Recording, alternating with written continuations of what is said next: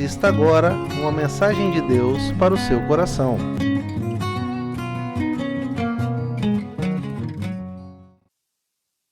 Vamos abrir as nossas Bíblias lá no Evangelho de João, capítulo de número 21. Nós vamos fazer a leitura da palavra de Deus, a nossa meditação nesta noite. João 21. Na verdade, vamos ler do verso 15 até o verso 18. João 21, 15 até o versículo 18. Depois de terem comido, perguntou Jesus a Simão Pedro: Simão, filho de João, amas-me mais do que estes outros? E ele respondeu: Sim, Senhor, tu sabes que te amo. Ele lhe disse: apacenta os meus cordeiros. Tornou a perguntar-lhe pela segunda vez: Simão, filho de João, tu me amas? E ele lhe respondeu: Sim, Senhor, tu sabes que te amo. Disse-lhe Jesus: pastoreia as minhas ovelhas. Pela terceira vez, Jesus lhe perguntou: Simão, filho de João, tu me amas? Pedro entristeceu-se por ele ter dito pela terceira vez: tu me amas? E respondeu-lhe: Senhor, tu sabes todas as coisas. Tu sabes que eu te amo. E Jesus lhe disse: apacenta as minhas ovelhas. Amém. Deus, nós pedimos graça e misericórdia sobre a vida de cada um de nós que estamos aqui, aqueles que estão nos ouvindo pela internet, onde quer que esteja uma pessoa, Pai, agora nesse instante, que o Senhor dê condição dela ouvir e entender essa palavra que o Senhor tem para nós. E que a Tua palavra cumpra aquilo que ela mesma estabelece, que ela não volta vazia, que ela produza em nossas vidas aquilo que o Senhor já determinou. Assim nós oramos e agradecemos em nome do Senhor Jesus. Amém, Deus. Nós colocamos aí nesta noite falar sobre a força sobrenatural do amor. A verdade é a vida, a gente vive cercado de forças, né? Tem forças por todos os lados. As forças da natureza, que são as mais conhecidas e visíveis, né? Já pensou a força que existe, o poder que existe num raio, né? Não sei quantos megavolts, uma coisa muito extraordinária.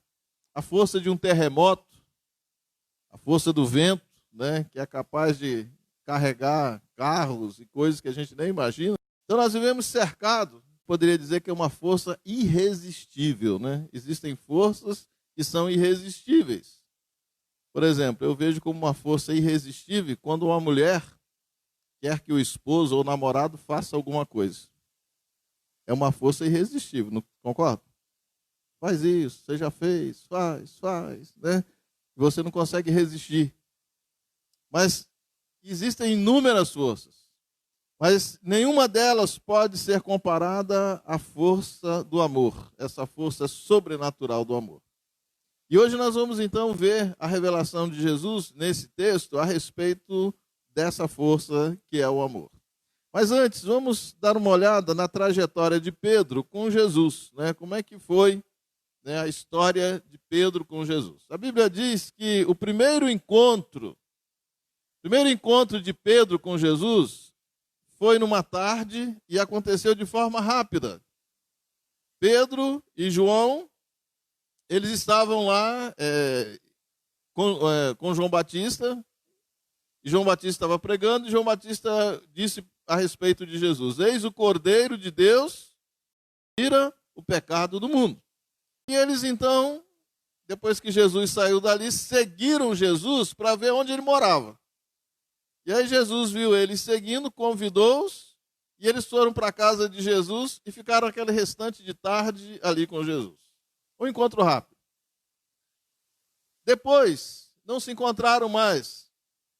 A outra vez que Jesus aparece na vida de Pedro, já era lá na praia. Pedro estava trabalhando, Lucas disse que Pedro era sócio, né? Ele, João, André, e eles tinham uma sociedade, um comércio de pesca, eles pescavam para vender.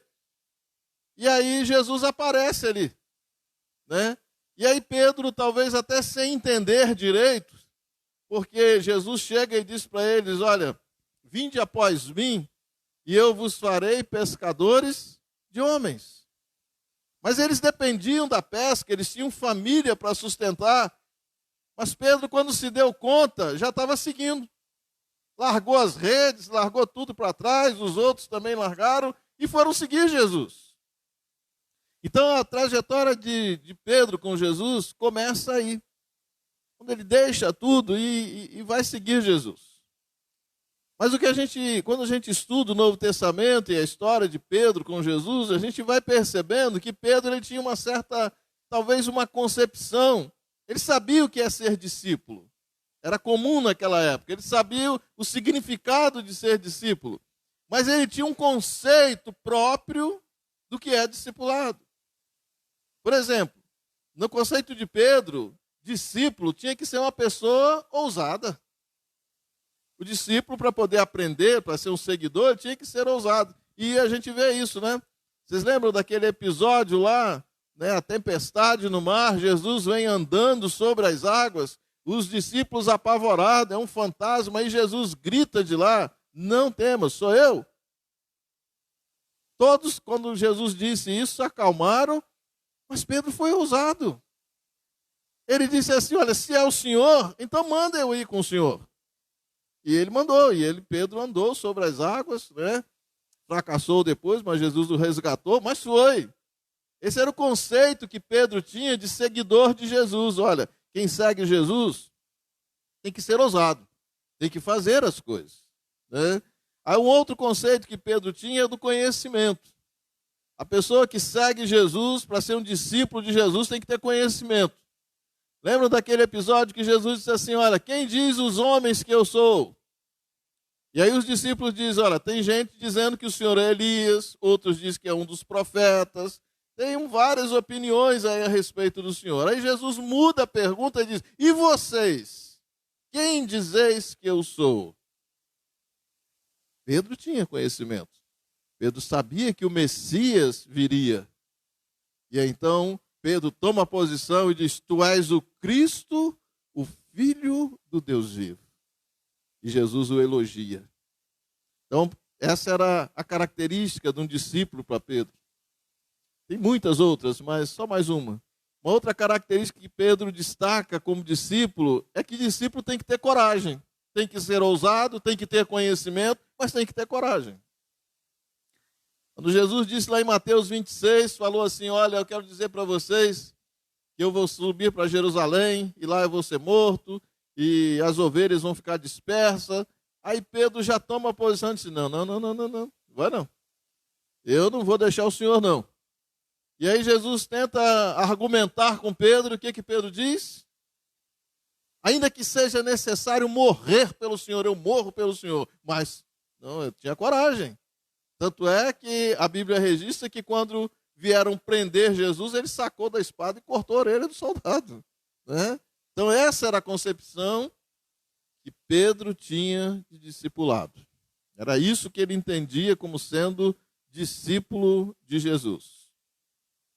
Eu fico pensando, amados, que se fosse aos nossos olhos, nos nossos dias, uma pessoa como Pedro, nós diríamos que ele é um discípulo, se não é perfeito, é perto da perfeição. É uma pessoa muito boa, um excelente discípulo, né? Mas interessante que apesar de todas essas qualidades que Pedro faz questão de apresentar, olha só o que acontece. Jesus toma conhecimento antecipadamente que Satanás quer dar uma peneirada. Essa é a palavra que Jesus usa. Jesus disse, olha, Satanás pediu para te dar uma peneirada. Jesus tomou conhecimento com antecedência, conhecia Pedro, e mesmo assim, Jesus autorizou. Disse, olha, só não mexe com a fé dele, mas pode fazer.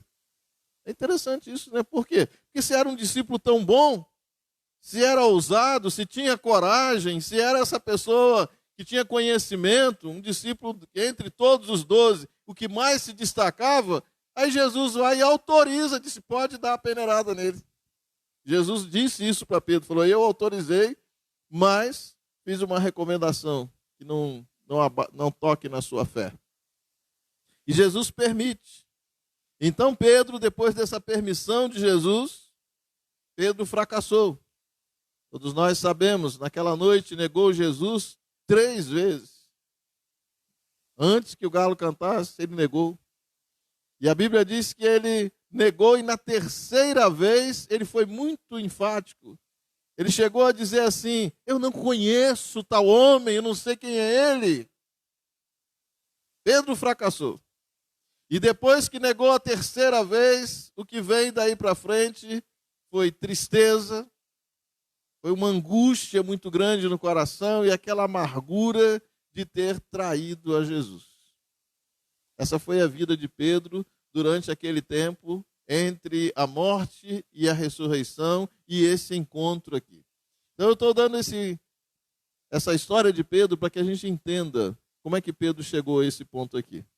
Nesse dia, nesta manhã, na praia, Pedro era um homem com o coração amargurado, Pedro era um homem triste por haver traído Jesus.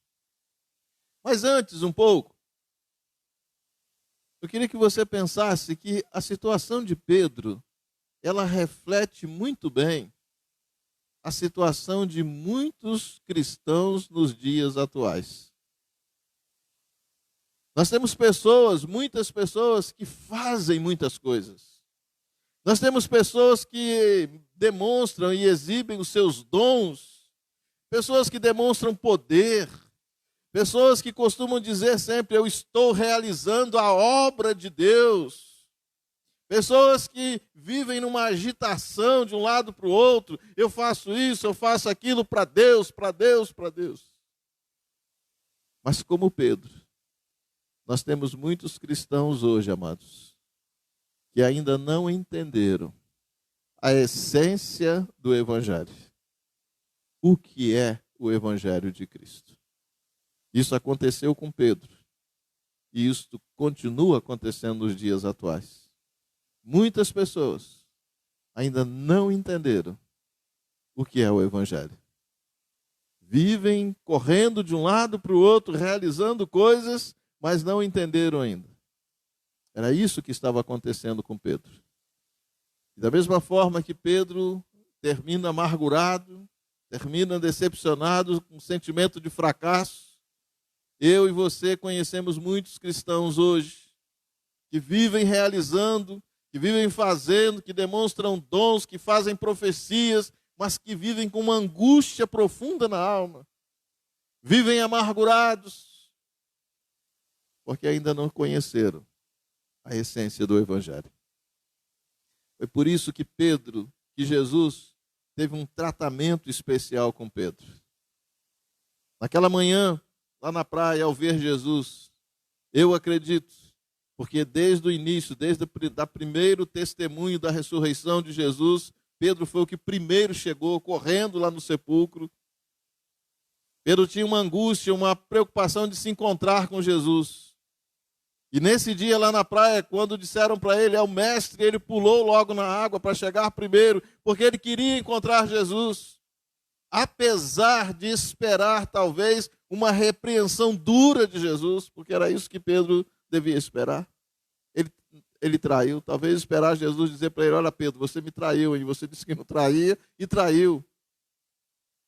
Mas Pedro também, com certeza, já tinha seus argumentos preparados. Olha, se ele me disser isso, eu vou me justificar. Porque nós somos assim, não é verdade? Toda vez que nós erramos, nós buscamos justificativo. Eu vou explicar para ele, eu vou dizer para ele por que eu errei, o que aconteceu. Mas Pedro foi surpreendido por Jesus. É perceptível no texto.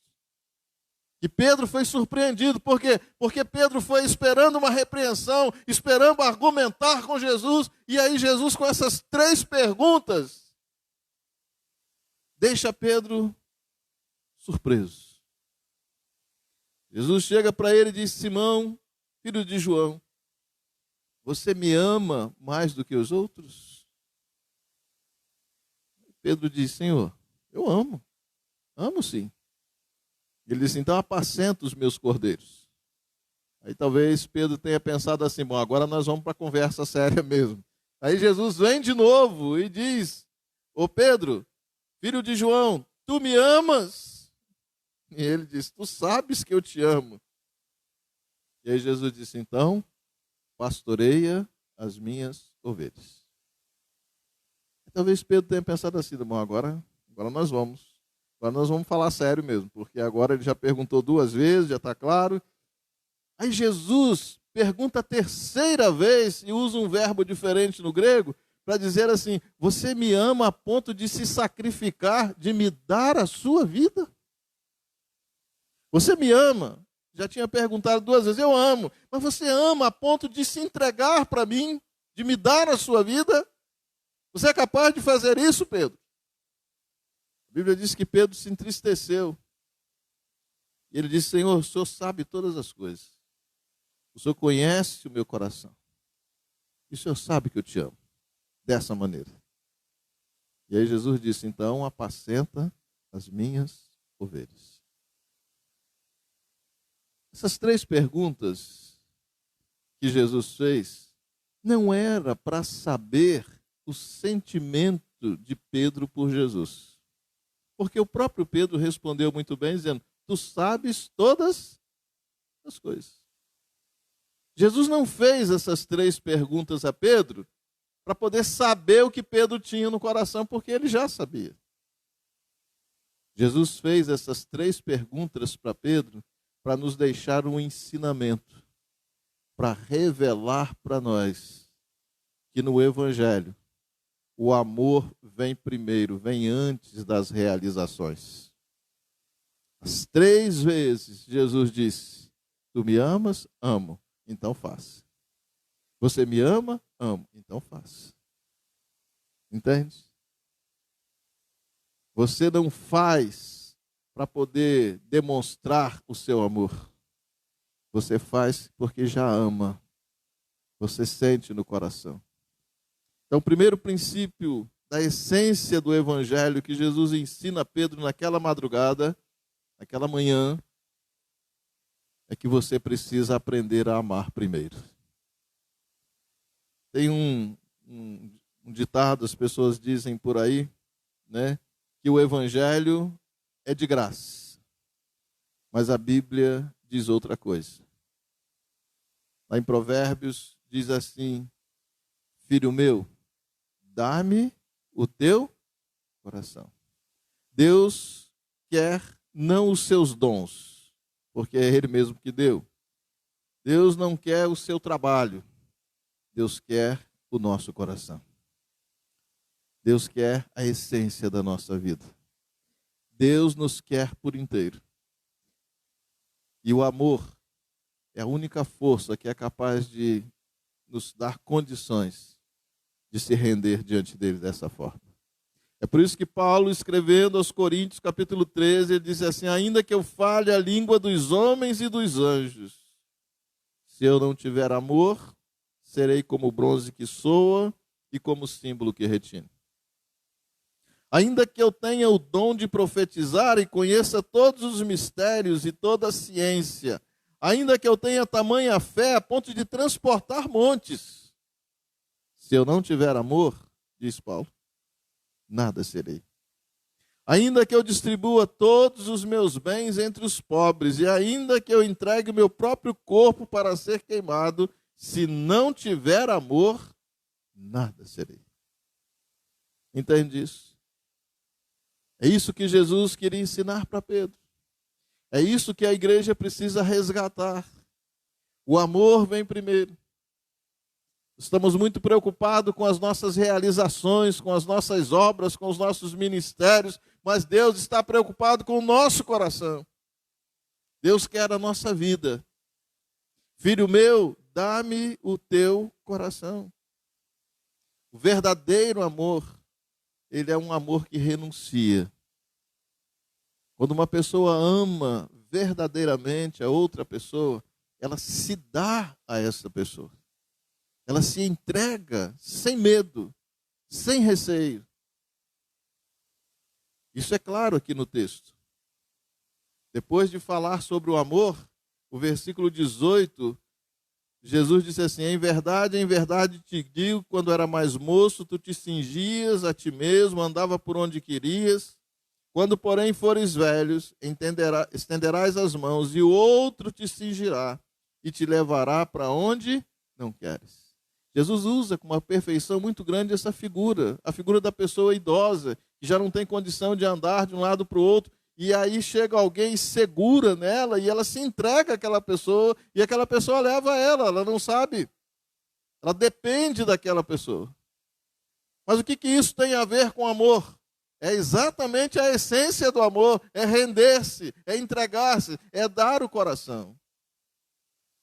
Esse é o Evangelho de Cristo. E Pedro, naquela noite, naquela manhã, recebeu esse ensinamento de Jesus e absorveu isso. Esse conceito de amor, de evangelho, de rendição, de entrega, de deixar ser guiado por Jesus, mudou a vida do apóstolo Pedro. Dali para frente era outro Pedro. Foi um milagre, um verdadeiro milagre na vida dele. Lá em Atos capítulo 2, quando os apóstolos estavam todos presos num lugar com medo, e aí vem o Espírito Santo e começam a falar em línguas, aí Pedro sai, mas o assunto de Pedro já não é como antes. Eu faço. Pedro diz: Jesus. Eu quero pregar a vocês o Jesus crucificado, aquele que morreu na cruz. Pedro muda.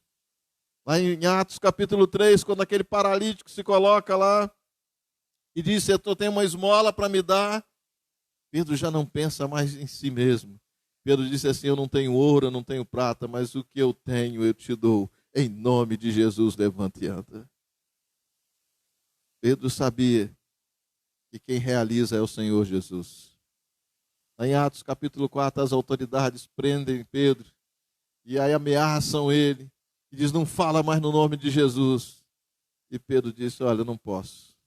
Importa falar o que Jesus falou. Pedro não tinha mais medo.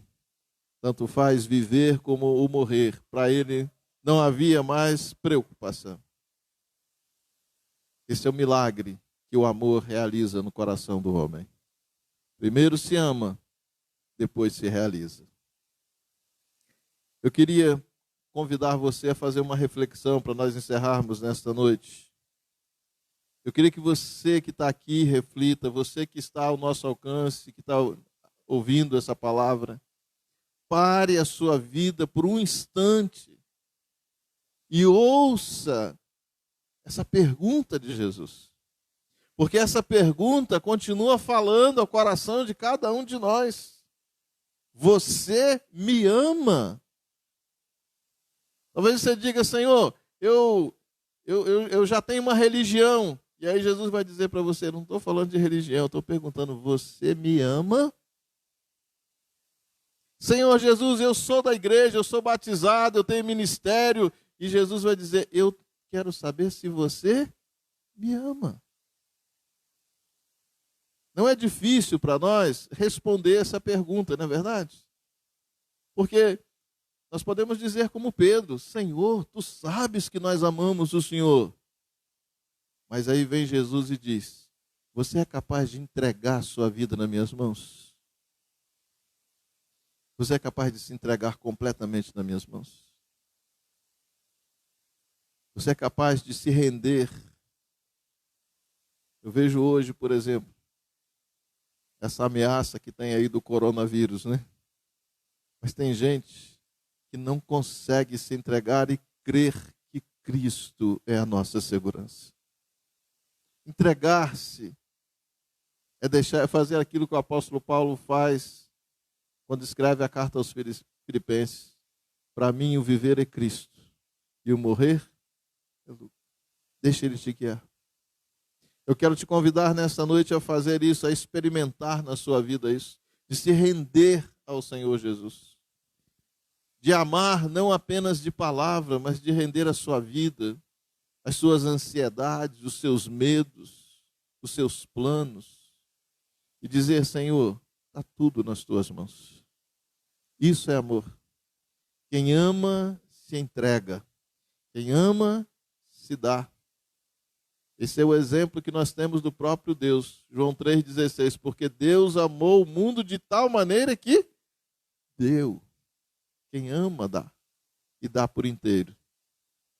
Filipenses 2 diz que Jesus renunciou à sua glória, renunciou tudo por amor, para poder nos dar vida e vida em abundância. E você?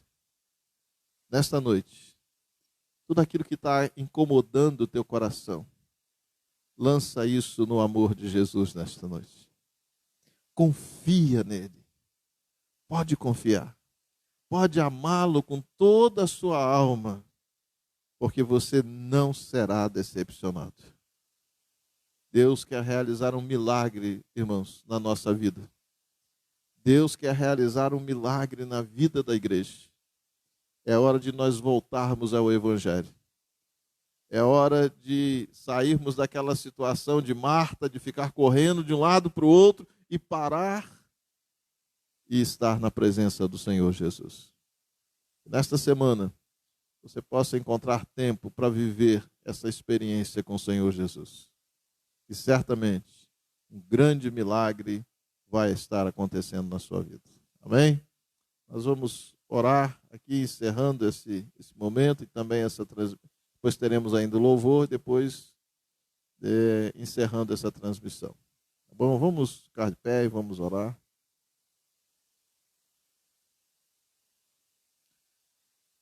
Deus, muito obrigado, Pai, pela Tua palavra. Muito obrigado porque existe um lugar seguro a quem nós podemos entregar toda a nossa vida. Porque nós sabemos que o Senhor nos ama e nós queremos amá-lo também dessa forma, de todo o nosso coração, Senhor. Dá forças a cada um de nós para nos entregarmos a Ti. Senhor, livra-nos das ansiedades, dos medos, das apreensões, que possamos, como uma criança, se aquietar nos Teus braços e saber que há segurança em Ti.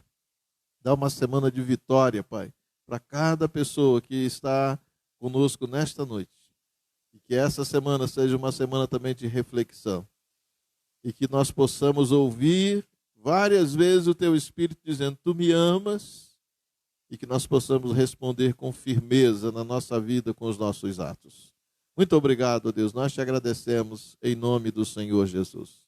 E a graça do Senhor Jesus Cristo, o amor de Deus, nosso Pai, a comunhão e as consolações do Santo Espírito de Deus, permaneça convosco, irmãos, e com toda a igreja de Deus espalhada pela face da terra, desde agora e para todos sempre. Amém.